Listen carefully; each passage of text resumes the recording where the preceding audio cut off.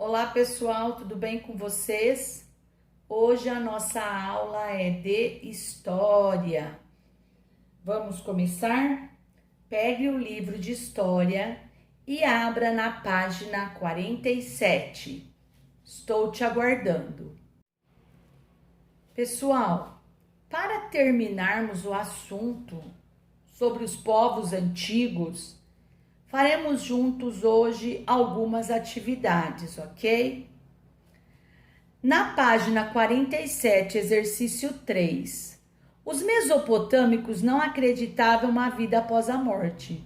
Por isso, eles procuravam viver os prazeres do mundo. Isso ajuda a explicar por que não construíam pirâmides, nem se ocupavam em preservar o corpo por meio da mumificação, como faziam os egípcios. Então, apenas com essa frase aqui, eu já consigo preencher essa tabela, ok? Continuando, para os mesopotâmicos, os deuses eram eternos, mas os humanos tinham uma passagem rápida pela terra. Agora, nós vamos montar uma ficha comparando os mesopotâmicos e os egípcios no tocante à vida após a morte e à mumificação.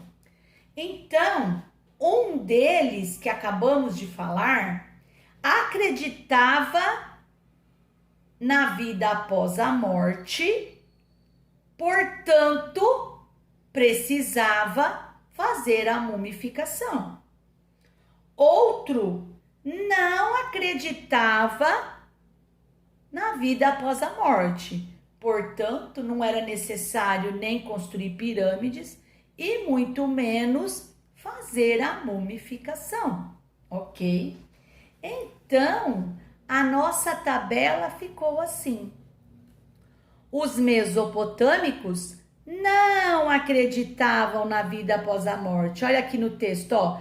Não acreditavam na vida após a morte. E os egípcios? Acreditavam em uma vida melhor após a morte. Agora, quanto à mumificação, os mesopotâmicos não praticavam a mumificação dos mortos.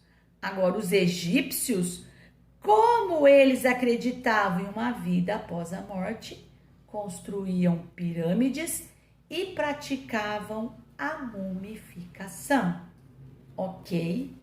Isso que é um exemplo de diferença entre os mesopotâmicos e os egípcios. Continuando, número 4.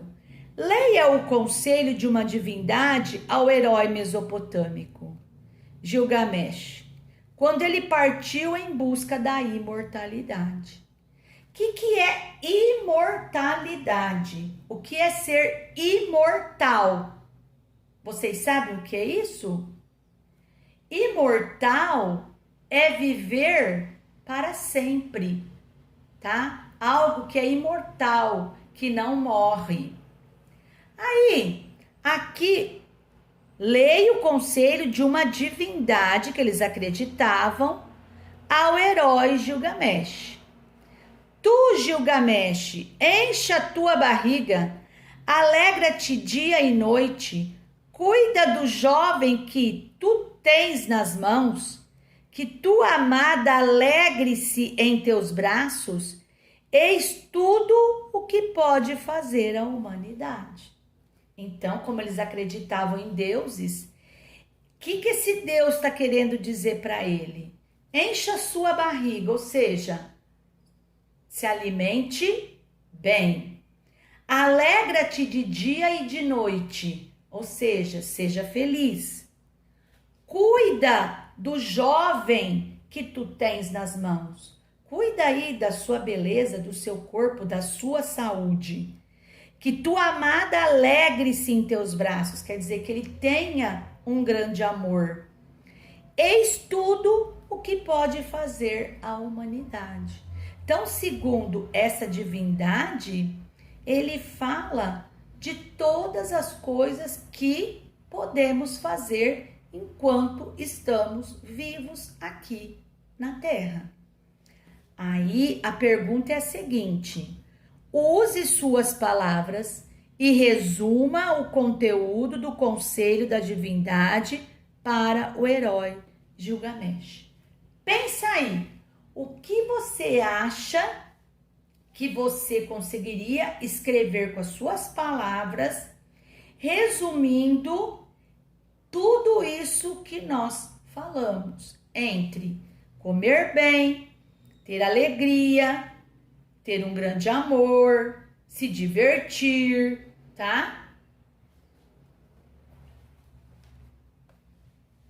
A professora trouxe para você, resumidamente, pode-se dizer que a divindade aconselhou Gilgamesh a aproveitar a vida, alegrar-se, viver, pois o que havia era esta vida, nada além dela.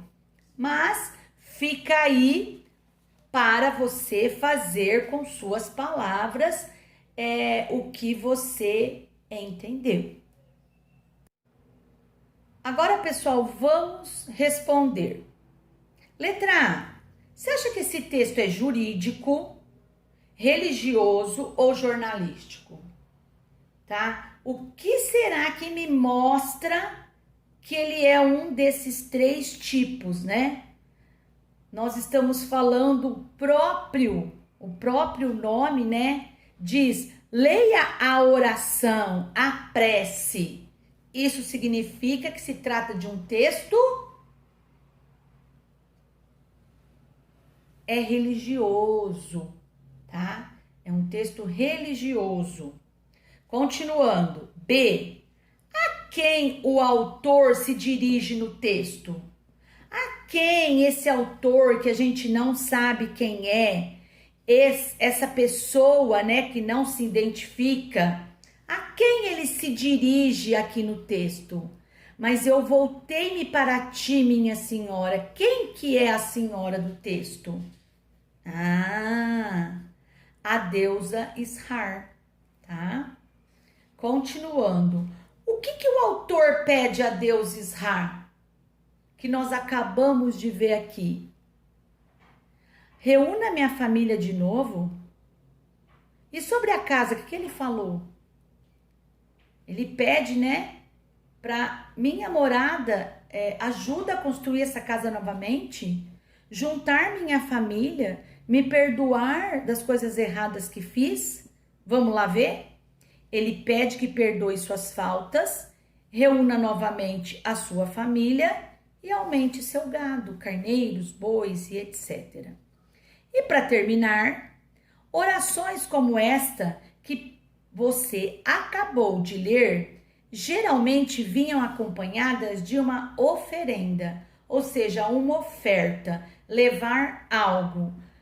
Com o objetivo, o fiel oferecia e orava para um Deus ou uma deusa. Então, com que objetivo que além dele fazer a sua oração, a sua prece, ele levava uma oferenda, uma oferta, um alimento ou um objeto e etc.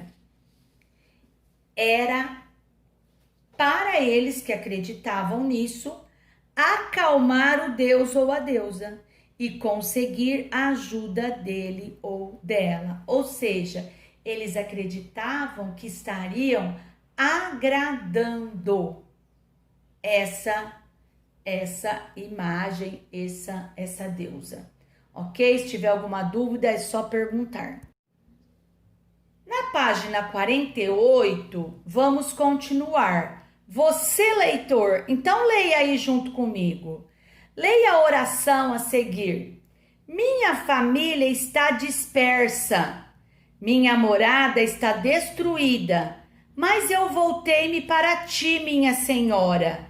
Para ti eu orei. Desculpa meu erro. Perdoa minha falta, minha injustiça, meu ato vergonhoso e minha ofensa. Faze reunir novamente minha família.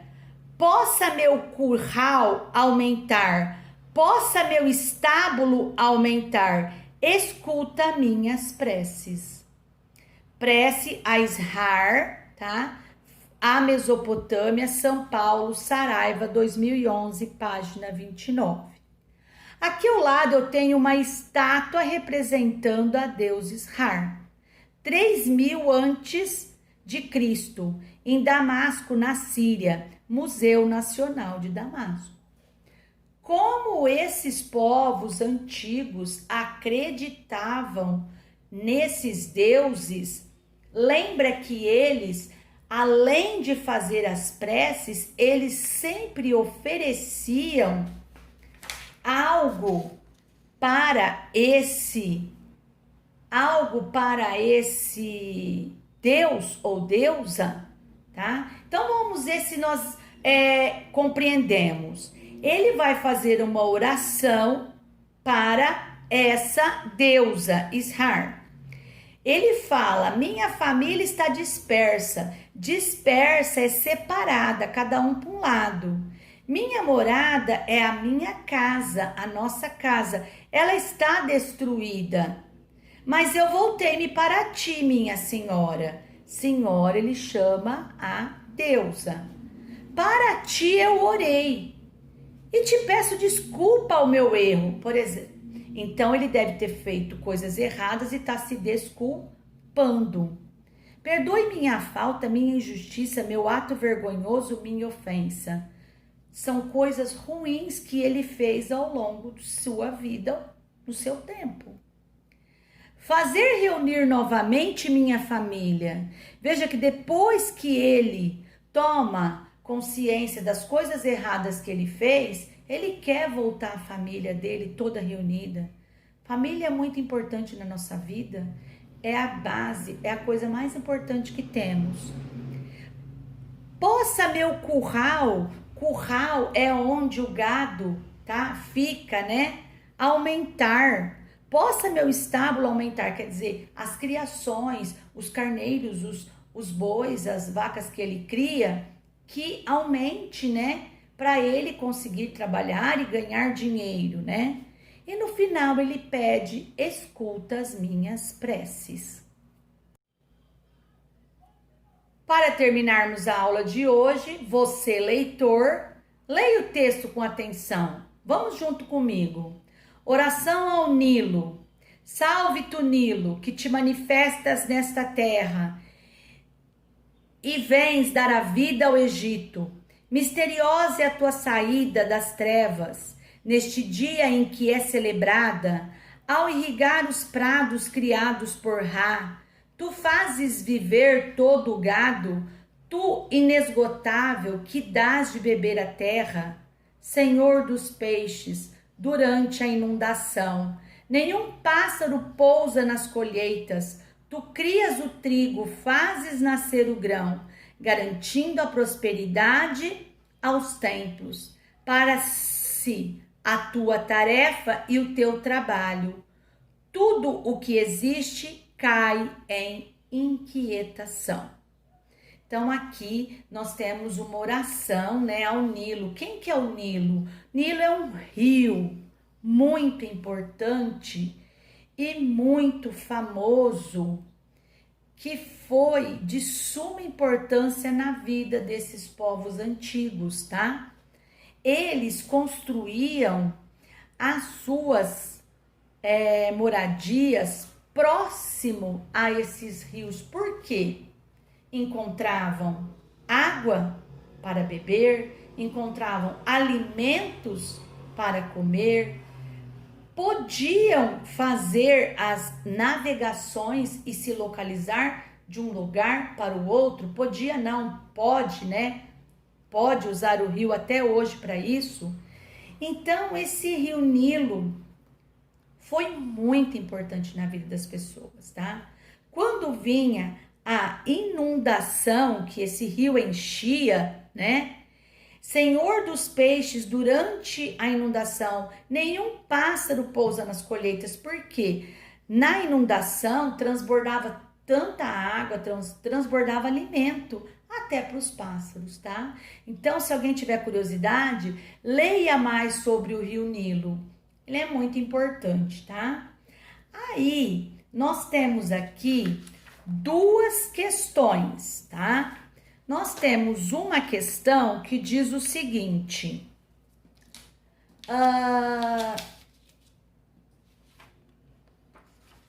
qual eram as atividades econômicas praticadas pelos antigos egípcios? Então, se a gente procurar no próprio texto aqui, nós vamos saber quais eram essas atividades econômicas, o que eles faziam para ganhar dinheiro, para sobreviver, tá? Que atividade econômica era essa? Então, ó, fala-se em gados, fala-se em peixes, tá? Fala-se em navegação. Então, a resposta está aqui, ó. As atividades eram a criação de gado, a pesca e a agricultura, que de suma importância que são as plantações. Sem isso, não sobrevivemos, não temos alimento, né? E a segunda questão pergunta: qual era a importância do rio Nilo para a população do Antigo Egito? Como nós estamos falando desses povos antigos. Então, o que representava esse rio Nilo para esse povo? As águas do rio Nilo eram aproveitadas pelos egípcios para consumo próprio, ou seja, para beber, que era uma água limpa, né? Para irrigar os campos, molhar as plantações, na criação do gado, a pesca e a navegação, que foi tudo que falamos durante a explicação. Pessoal, se ainda tiver alguma dúvida, é só perguntar, a professora Simone está por aqui. Um abraço, fica com Deus e até a próxima aula. Beijos!